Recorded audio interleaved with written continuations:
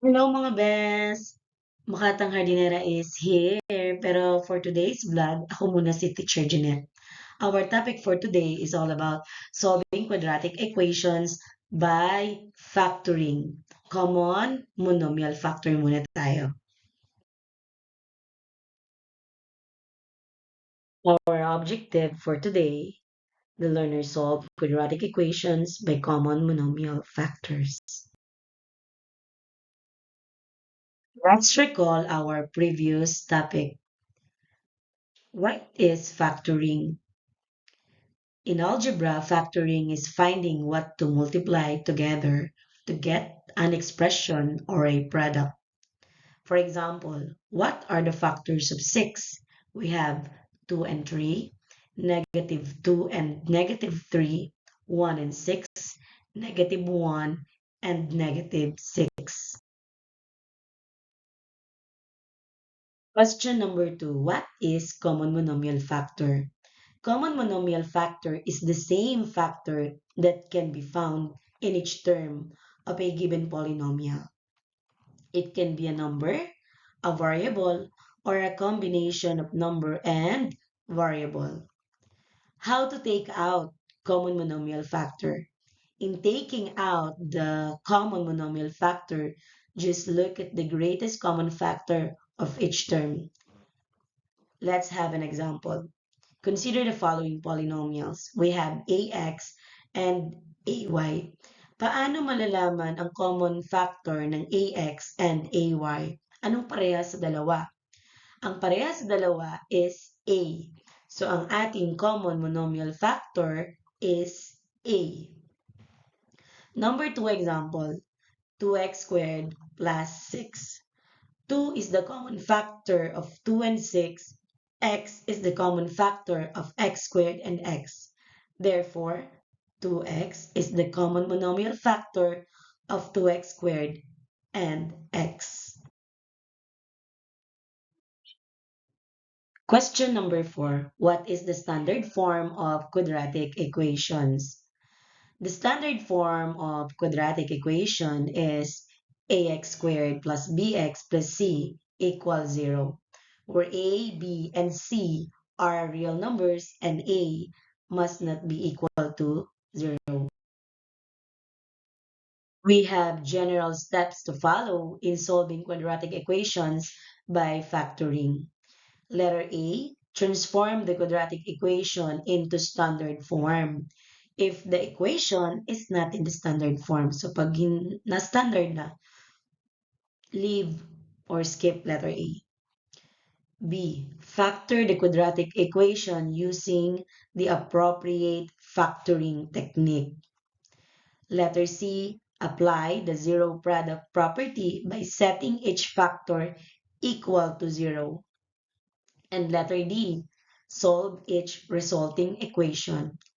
And last but not the least, E, check the values of the variable obtained by substituting each in the original equation.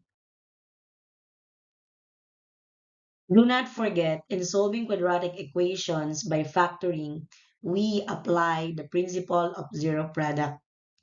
Principle of zero product states that if the product of two numbers is 0, then at least one of the factor is 0. Consider a, b equals 0. Then either a or b is 0 or both equal to 0. If we have quadratic equation in factored form, then at least one of its factor is 0. Consider x, the quantity of x plus y, times the quantity of x minus y equals 0.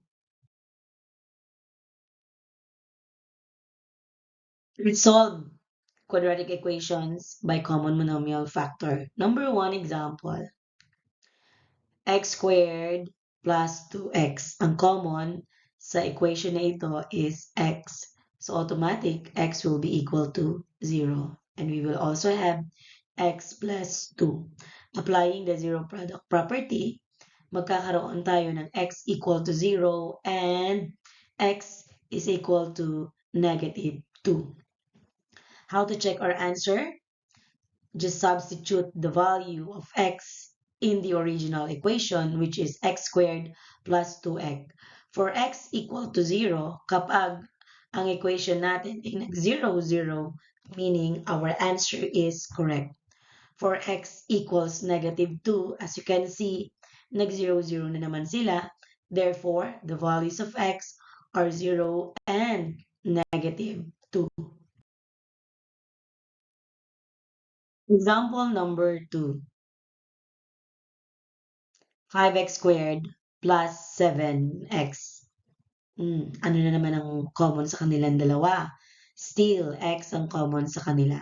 So, x will be equal to 0. And aside from that, we also have 5x plus 7.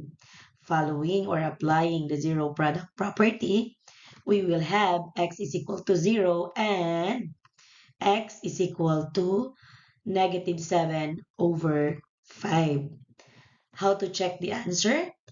Just substitute the value of x in the original equation. In this case, our original equation, 5x squared plus 7x equals 0. For x equals to 0, so 5x squared plus 7x equals to 0. Ang magiging x natin, substitute lang, 0, 0, 0 squared is equal to 0, 2 times 0, 0. So, 0, 0 sila. Check ang ating answer. For x is equal to negative 7 over 5. Lahat ng x, palitan natin ng negative 7 over 5. Negative 7 over 5 squared, magiging 49 over 25. Positive na sila kasi negative times negative equals positive. 7 times negative 7 over 5, we will have negative 49 all over 5.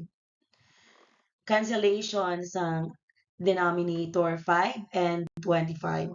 So we will have 49 over 5 minus 49 over 5 is equal to 0. Meaning, tama yung mga answer natin or values of our x. Number 3 example. We have 3x squared minus 9x. Anong common uli sa ating equation? Of course, pareho silang multiple ng 3x. So, 3x natin ang magiging 0. We also have x minus 3. Following or applying the zero product property, our x is equal to 0 kasi 0 over 3 is just equal to 0. Ang x minus 3 naman ay magiging x equals 3. Again, let's check our answer for x equal to 0 and for x equals to 3. Therefore, the values of x are 0 and 3. Number 4 examples. 5x squared minus 5x. Anong common uli? Ang common sa kanila, of course, 5x. So 5x will be equal to 0. And we also have x minus 1. Applying again the zero product property, x will be equal to 0. And ang isa pa nating x ay magiging positive 1. Let's check our answer by substituting the value of x in the original equation, which is 5x squared minus 5x equals 0. Substitute lang natin. Pag nag-0, 0 yan, correct ang answer natin. Therefore, the values of x are 0 and 1. Solving quadratic equations by factoring using reverse of FOIL method, part 1.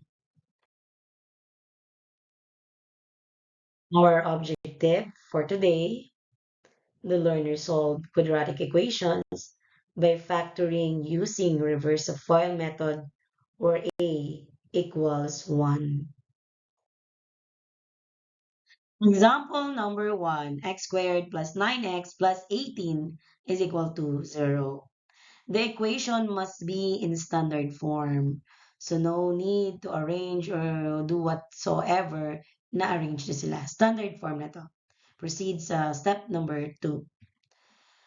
We have to identify the values of B and C. In this equation, our B is 9 and C is 18. Write the factored form with factors of x squared in each parenthesis. List all the sets of factors of C and choose the set that when add up, we will get the value of B. Set of factors of C is listed. Ito yung lahat ng factors na pwede mong maiisip sa 18. At ang magbibigay sa atin dito ng 9, positive 9, is the factors na 3 and 6. Complete the factored form by supplying the set of factors of C with sum of B. So ito na yung kumpleto nating factored form. The quantity of x plus 3 times the quantity of x plus 6 equals 0.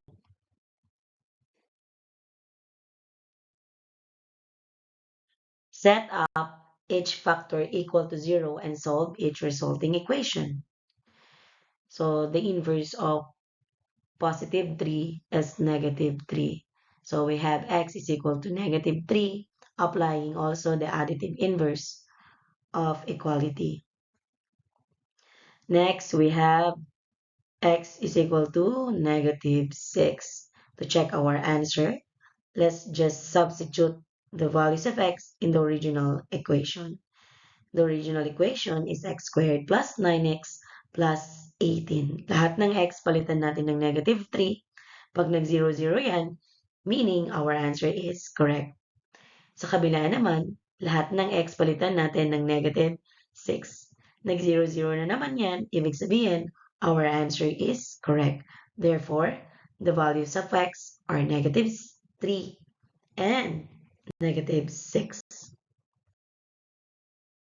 Example number 2, x squared minus 12x plus 35 equals to 0. Standard form na sila.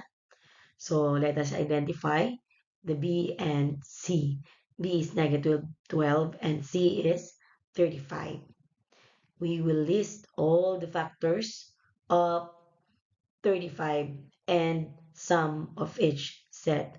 We have 1 and 35, negative 1 and negative 35, 7 and 5, negative 7 and negative 5. At ang set of factors na magbibigay sa atin ng negative 12 is negative 7 and negative 5. Pwede na kumpletuhin ang ating factored form. So we will have x minus 7 times the quantity of x minus 5 is equal to 0. Same procedure. Kung ang meron tayong x minus 7, x will be equal to 7. At kung meron naman tayong x minus 5 is equal to 0, our x will be 5. Substitute again. Lahat ng x, palitan natin ng 7 hanggang sa maging 0 yan. Ibig sabihin, tama ang ating answer. 49 minus 84 is equal to negative 35 plus 35 equals 0. So 0 equals 0. Dito naman, lahat ng x, papalitan natin ng 5. So 25 minus 60 plus 35. 25 minus 60 is equal to negative 35 plus 35 is equal to 0. Therefore, the values of x are 7 and 5. Number 3 example, x squared minus 2x minus 15. Standard form na uli. Let us identify the b and the c. B is negative 2 and C is negative 15. After that, kunin na natin yung mga set of factors na magbibigay sa atin ng 15. So we have 1 and negative 15, negative 1 and 15, 3 and negative 5, negative 3 and 5. Ang magbibigay naman na sa atin dito ng sum, which is negative 2 ang kailangan natin, is of course ang 3 and negative 5. So, ang ating factored form is x plus 3 times the quantity of x minus 5 equals 0. Then, let's check our answer. So, we will have x plus 3. So, final natin dyan, x equals to 3. X minus 5 will be x is equal to positive 5. Check our answer. Again, pag nag-0 yan, our answer is correct.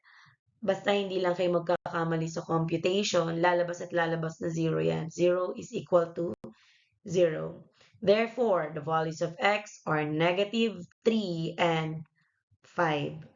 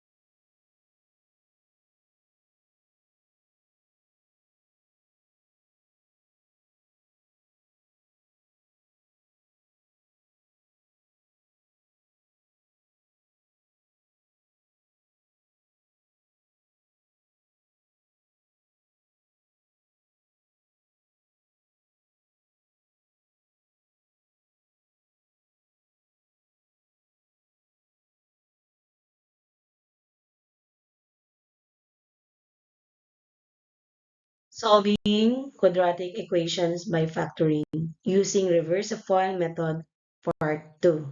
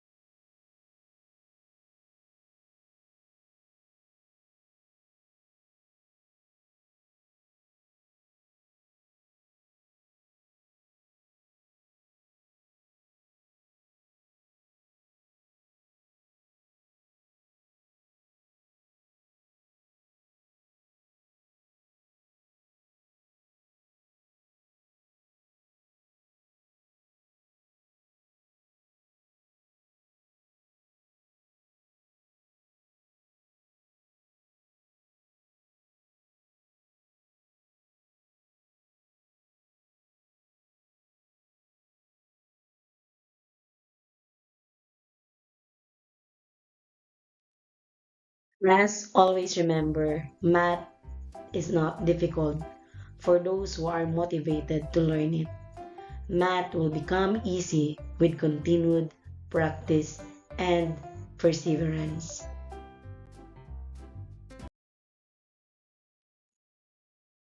If you think this video will help you learn your subject, please like and share it. Don't forget to click the notification bell to be notified of new videos. Marami pong salamat!